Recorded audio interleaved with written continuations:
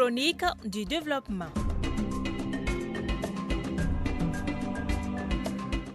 La chronique du développement du jour s'intéresse à la monnaie, cet instrument que vous et nous utilisons pour faire des courses. Sans monnaie, impossible aujourd'hui de commercer avec les autres ou de procéder à des paiements bancaires. Alors, qu'est-ce qu'une monnaie? Comment est-ce qu'elle est garantie? Et qui peut créer une monnaie? Élément de réponse dans ce numéro de la chronique du développement, une réalisation de Soumaïla Berté et Marc Dambélé. De nos jours, l'essentiel des échanges commerciaux dans le monde se fait à travers la monnaie. Au fil des ans, cet instrument s'est avéré indispensable dans les échanges de biens et de services. Selon qu'elle est forte ou faible, la monnaie peut déterminer la puissance économique d'un État, d'une personne physique ou morale.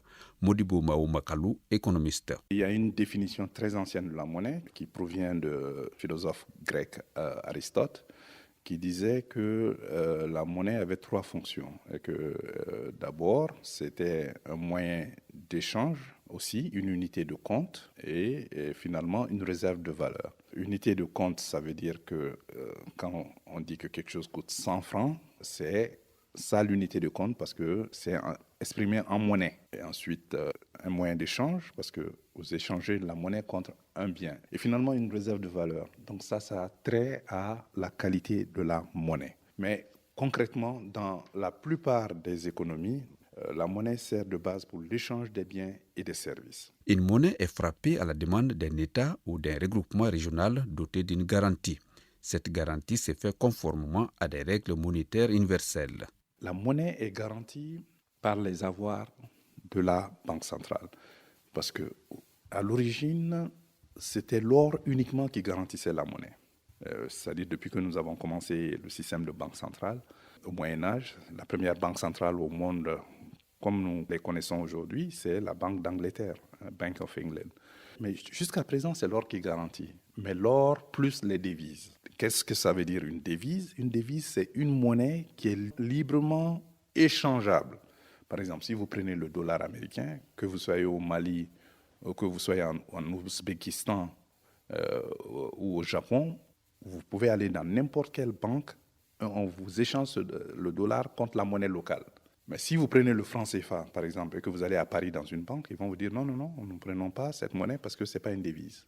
Mais si vous prenez l'euro et que vous venez au Mali, on le prend dans la rue, on le prend dans les banques. Donc l'euro aussi est une devise, le dollar est une devise, le yen est une devise, le dollar canadien est une devise, le dollar australien aussi est une devise. Le yuan chinois, le rouble russe ne sont pas des devises parce qu'elles ne sont pas consommées en dehors du pays.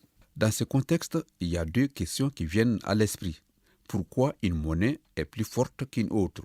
Et comment s'établit la parité entre les monnaies? Il faut d'abord qu'on définisse la notion de taux de change. Modibo Makalu, économiste. Le taux de change CFA-euro, c'est le nombre de CFA qu'un euro peut procurer. Donc c'est 1 euro égale 655,97 francs CFA.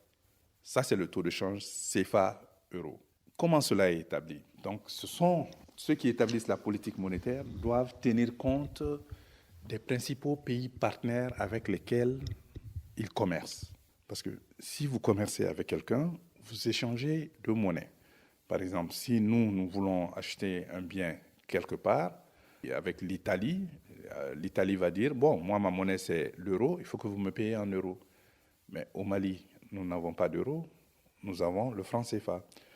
Donc en ce moment-là, nous allons dans notre banque et nous échangeons nos CFA contre des euros et la banque envoie à travers la banque centrale en Italie.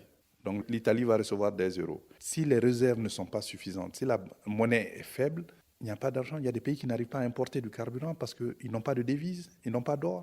La banque centrale ne peut pas garantir la monnaie. Donc maintenant, le taux de change reflète la parité.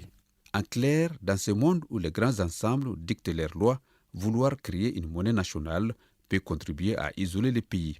C'est ce que l'Union africaine a compris en fixant un objectif ultime d'ici à 2063 de doter le continent d'une monnaie commune.